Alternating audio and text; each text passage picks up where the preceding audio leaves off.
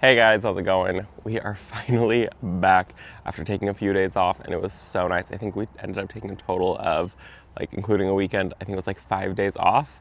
And we still filmed, we just didn't post anything, which was nice because then it meant that I didn't have to work so hard to film all these videos. It was so nice to just be able to like mellow videos and like slowly film things and not feel like we had to rush, especially because we've been having some crazy rainstorms.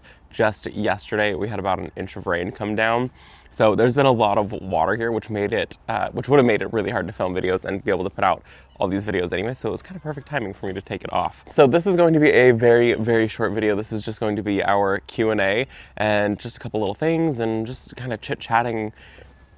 Yeah, so it's gonna be super short. There was 2 videos last week, and it was the Q&A, and it was also the I might have blacked out during midwinter cleanup. And I have to say, getting things cleaned up in the garden is so nice, but our pile is still there. We have not handled the pile.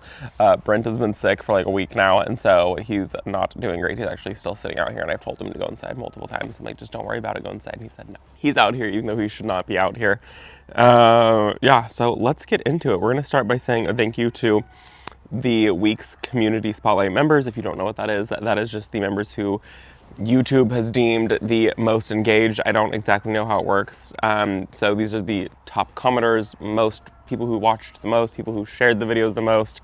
And I have no clue if that's true or not, but YouTube shows me a list of names of who the community spotlight members are. So thank you to Yvonne, Rhonda, Asha, Hive Realty, and Jill Bruce. Like I said, I don't exactly know how it works, how you get up there. I'm just assuming.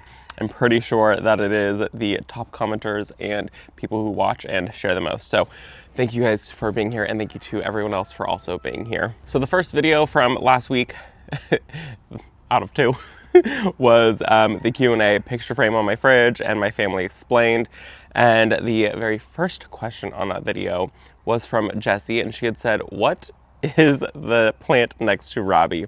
That is a bird nest fern. We actually did a video on it the week prior, and it was like, I think it was in 2 videos. It was in the one where Jalen and I went plant shopping, and then one where we built our terrarium. So if you want to see more about the plant and other plants, go check that one out. The next question on that video is from Nita, and she had said, question, I used to be on your top 5 commenters for the first 2 weeks you did this. Now I am not. I saw that the first two people you showed today have 100+ by their names. Does that mean that they watched or posted 100 times? I always comment, but I'm not that loquacious. So the 100+, which actually, Nita, I think if I click on your name, it shows me how many times people have commented. And I think yours shows 100+, and it just goes over the lifetime of comments on the channel. So like, I know Rhonda has been here for a very long time, and hers will always say 100+, and it doesn't mean like that week she left 100+ comments, but it just means over the lifetime of her watching, she's left 100+ comments on the channel. So that's what that means.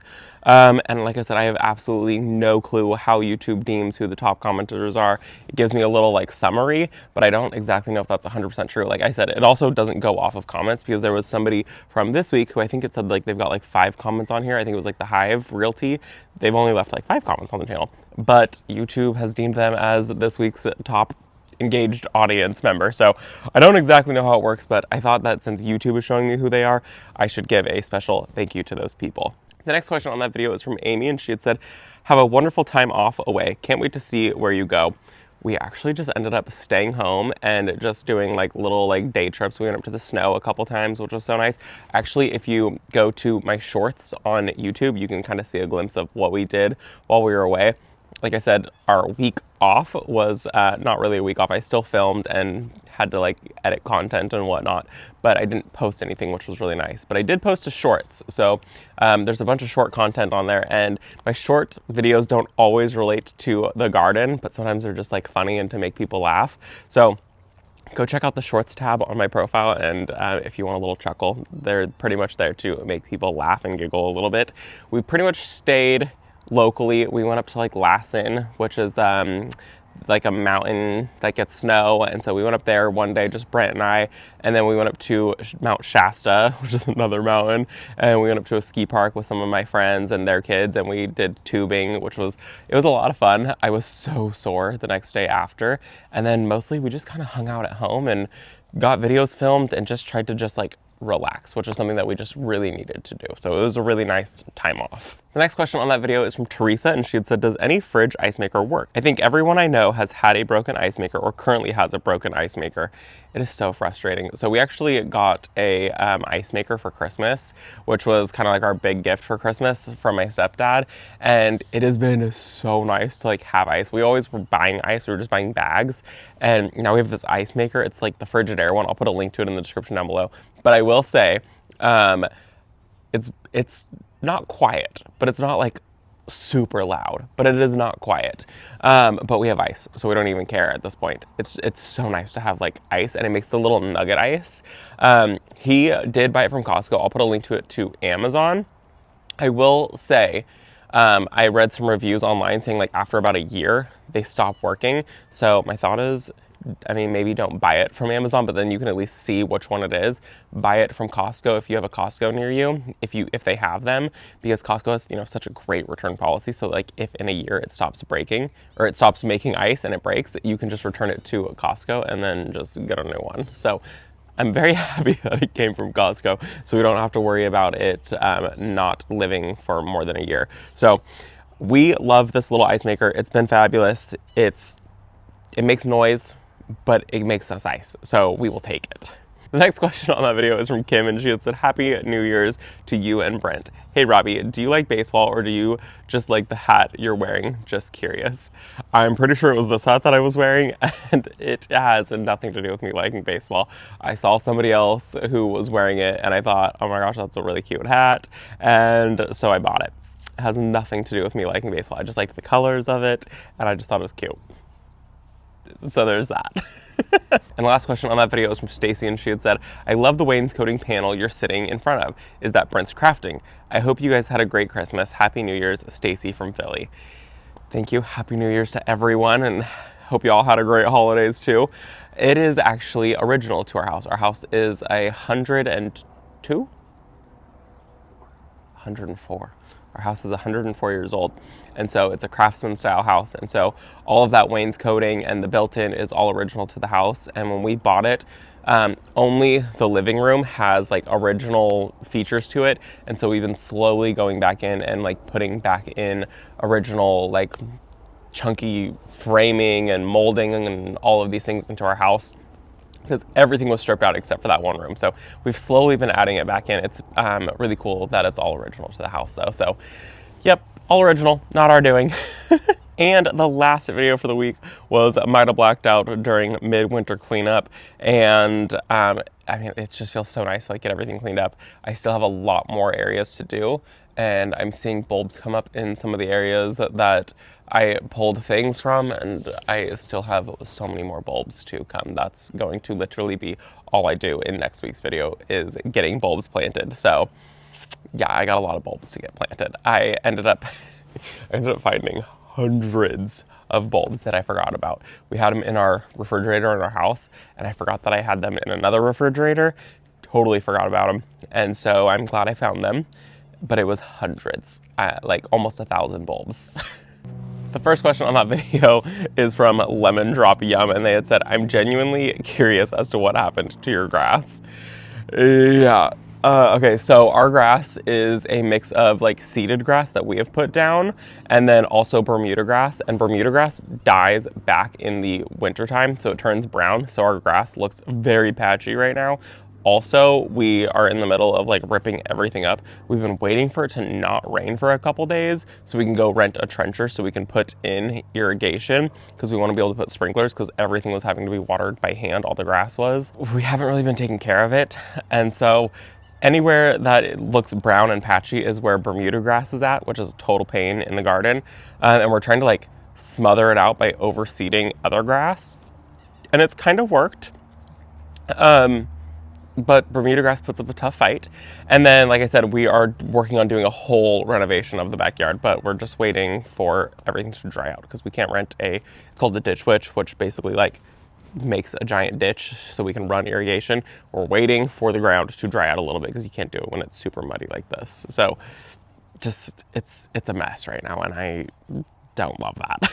The next question on that video is from Sue Coley, and she had said, I know your finches are hard to talk about, and sorry, since you had reinforced the aviary, have you noticed any more damage anywhere? We have not, luckily, to the aviary noticed any more damage or any issues. We kept the birds out of it for about a month's time, and we kept food in there just to see if any more rats would get in there. And there was no rats, there was nobody eating the food in there. So we're pretty sure we've got it fully secured. I think Brent spent like 2 days like looking for every crack and crevice and filling it and like putting hardware cloth up. So the birds so far have been totally safe, no issues, but we have a rat in our attic. It happened, we found it New Year's Eve. We threw security cameras up there. We ended up getting one of the rats, and since then there's been another rat up there. So there was 2 of them, and this second one is so smart. It will not go near the rat traps, and it can get out of the sticky pads. I mean, and it is huge. The body of the rat is like this big, and like the tail, it's so gross. So we have security cameras up there. We've been watching it, and it's really smart. So no rats in the aviary. Now we have rats in the attic. The next question on that video is from Tina, and she had said, Robbie, is this a normal time in your area for spring things to be sprouting? Also, I don't like to plant bulbs either, but I love spring color. Yeah, it's pretty normal.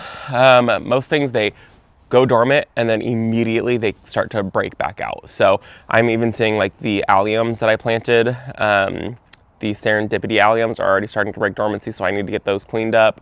A lot of things are already starting to break dormancy. Even some roses have some buds on them still. So a lot of things just don't go to sleep here, so we kind of have to force some things to go to sleep.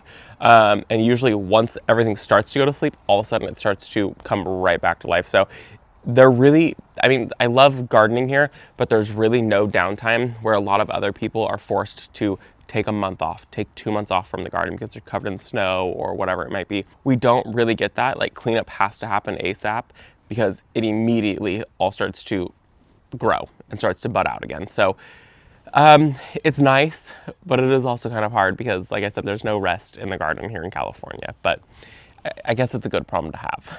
And the next question on that video is from Judy McCarrow, and she had said, what I will never figure out is why when people watch a channel, they don't hit the like button. Am I missing something? Is there a good reason not to? I mean, when you have regular subscribers, why aren't there more likes? Obviously, they have subscribed. Why not just give someone a like to help them out? I guess I'm just not in the know, and if someone could explain it to me, that would be helpful to me. Okay, so I do have a little bit of insight on this. So I am somebody who, if I watch a channel, which I actually probably haven't watched, I haven't watched anybody on YouTube in the garden industry, I'm not somebody who hits the like button. I'm what I call a silent watcher. So I don't interact. I don't hit the like button. I don't comment. I never comment on channels. And so I get it. I'm just there to just watch the videos and enjoy the videos, and then I silently leave. So to those of you who take the extra time to hit that like button and to comment on the videos, thank you guys so much. It seriously helps me out so much more than you know. It tells YouTube, hey, people are interested in this video. And me, as somebody who is making these videos, I guess when I'm watching other people, I should be hitting the like, and I should maybe just even comment just with like a little thumbs up or an emoji or something like that. So to those of you who are constantly leaving comments, just know that we see you guys and we really appreciate you guys. Those of you who are even silent watchers, we appreciate you even being here. I totally get it, totally relate to that. So I get it. I mean, if you hit the like button, you're my hero. And if you've hit that subscribe button, I love ya. So hitting the subscribe button is free. By the way, I've had a few people say that they thought they had to pay for it. So nope, it is free. You hit the subscribe button and it helps my channel out immensely. It lets YouTube know that people are interested in watching my whole channel and all of these things. So if you haven't hit that subscribe button, maybe today's that day that you hit that subscribe button. And to Judy, who leaves a million comments, I see all of them, and Brent and I crack up every time. And you even apologize sometimes because you think that you're being like mean or whatever, but now that you've commented so much, we know your humor, and you've even commented about your humor. So Judy, don't apologize. We laugh. The The next question on that video is from Gma Picasso, and she had said, is that a lemon cypress in that area? I just bought a Christmas Grinch tree on clearance and it's a lemon cypress. If it is, how does it do with the sun and heat?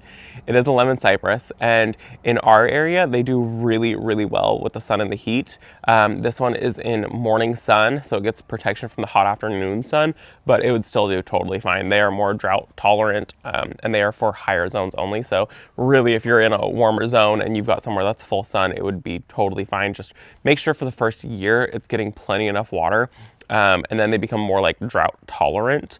I mean, not like no water, but drought tolerant, meaning that they can do with less water. So there's a difference between drought tolerant and no water. Just remember that. They still need water. But yeah, they do totally fine in the heat, and they love the heat. And they're a beautiful, beautiful evergreen. I can see like mine has like a slight struggle where it gets a little bit more shade, like the backside of it is not as full. So more sun is definitely going to be better for that tree. The next question on that video is from Maritza, and she had said, hi Robbie, how do you remember where you placed your bulbs in so not to plant over them, especially from the years before? Always love watching your show. You always put a smile on my face. I always start my mornings watching your show. Thank you for being so informative. Thank you.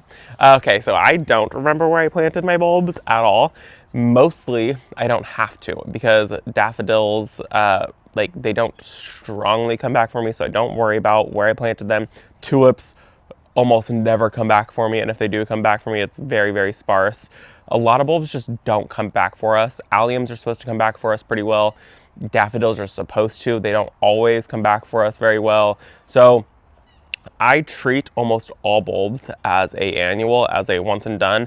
And if they do come back for me, if I get a couple of them, fabulous. If I don't, I'm not even worried about it. For me, they are a investment every single year, so I have a beautiful springtime. And then as far as, so I don't plant over them because I do a lot of planting in the winter time. I just try to do my best, and it doesn't always happen because occasionally I do forget. Like, I know I planted some allium bulbs, but I don't remember where I planted the allium bulbs. So we're doing great over here. I know I planted a bunch of them. Where they're at, your guess is as good as mine. You probably remember better than I do.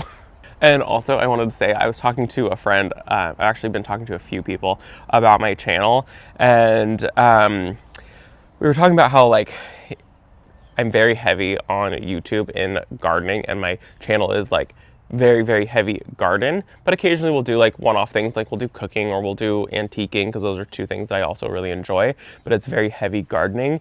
And we were talking about how my channel is kind of different from a lot of other people's channel, where my channel isn't, you're not coming here for like hard information, because I don't find myself to be a teacher of sorts. I find myself to be more just kind of like a friend that you're hanging out with in the garden, who's here to maybe like crack little jokes and remind you that things aren't that serious, where a lot of other channels are here to teach you about how to do things, and my channel is not here to teach you how to do things. I often say the wrong thing or do the wrong thing or use the wrong tool or don't have the right tool. I'm a very casual gardener, and I just want people to be able to come here and just like chill. So when people say that I'm like so informative, it kind of cracks me up a little bit, because I don't feel like I always give the right information. There'll be times that we'll be done filming and I'm like, oh, shoot, I didn't say what zone that plant is, or shoot, I didn't even give the specs on that plant. I just put it on the ground and cracked a couple jokes. So to all of you guys for being here and dealing with my antics, thank you. I appreciate it. The next question on that video is from Stacy, and she had said, well, all that pruning was just cathartic. Looking forward to seeing all of your bulbs bloom. Question, do you still have a compost pile? Just thought about it since you did all of that pruning. Happy and blessed New Year's to you and your family. Thank you. I don't have a compost pile anymore, and I am kind of like sad about it. We just don't have the space here with trying to make it so everything looks pretty. We had a compost pile, and I had it for years. It was one of the first things that we did here, and we used it, and I made beautiful, beautiful soil with it. And I used all of that soil, and it's probably like the best soil I've ever made in my entire life, it was a really cool experiment. And I don't have a compost pile anymore, and I do kind of wish that we did have one. I don't know where I would put it here, because I need most areas to look really beautiful, specifically for YouTube, and a compost pile takes up so much room. So whenever we get our new property, I will have a compost pile, and I will probably need a very, very large compost pile. So yes, we will have one. You can totally do it on small scale too. We used to have one of those like rotary ones. So like you put all your stuff in it and then you can turn it and it turns it into compost, and it worked fabulously. Like I said, I produced too much to even have that small one, and it just kind of like feels like kind of a waste. So I just put everything in our green waste bins, and I let the like landscape company, or not the landscape company, the garbage company, turn it into compost. And the last question, there was a lot of questions this week, which was perfect because I was not sure how long this Q&A was gonna be. I was like, this Q&A is gonna be 9 minutes long. Okay, anyways, last question was from Chris, and he had said, made me chuckle, I'll just do this, and this, and this. Areas look great. Have you tried cleaning your Felcos? I have not tried to like deep cleaning them. I know that they totally come apart and you can buy all the replacement parts. What I do though is I have a file, and so I do go and I do file the edge of my Felcos or any of my pruners that I have every once in a while. I just don't take good care of pruners. So I do file them. That is the only thing that I actually do. And those Felcos were kind of my like treat to myself to buy like $40 Felcos or $40 pruners instead of like $3 pruners. So I bought those 5 years ago at this point, and they have been so fabulous. They've worked perfectly. I haven't had to replace a single part on them. So I think they're totally worth the investment, but I do go through and I just file that blade, and I've had zero issues with them with doing that little tiny bit of maintenance. And that, my friends, is going to be it for the week. I hope that you enjoyed it. That's not it for the week. The week is just getting started. It is my weekend. I'm filming this on Saturday. That is going to be it for the Q&A. I hope that you guys enjoyed it. There is an exciting week of bulb planting to come, and a few other little projects. And hopefully in the next couple weeks, we can dry out and we can get to trenching and get irrigation done, because that has to happen ASAP, especially before spring really hits us. So anyways, thank you guys for being here as always. I appreciate it, and I will see you all in the next one. Bye guys.